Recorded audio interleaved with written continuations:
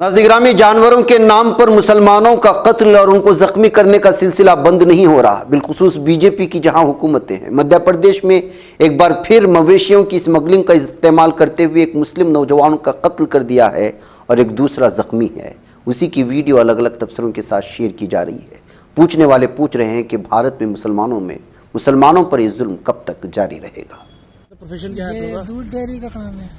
पहले से भी गाय पली हुई है जी, अपने गाय भैंस पाली है अपने पास, कम से कम 20-25 मवेशी है अपने पास। अच्छा, पहले से ही है जी। और उसी के लिए लेने आ रहे थे जी, ये लोग?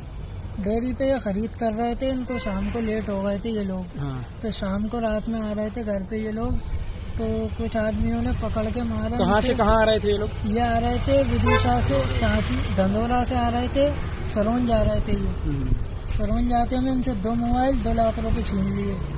ठीक, मारा भी है इनको। ठीक। यार ये 5 गाय ला रहे थे डेयरी के लिए, दूध की गाय। हाँ। 20 से 25 बजरंग दल वालों ने उनको घेरा हाँ। और तकरीबन रात में हाँ। लेट हो गए थे लेते लेते हाँ। उनको रात भर मारा।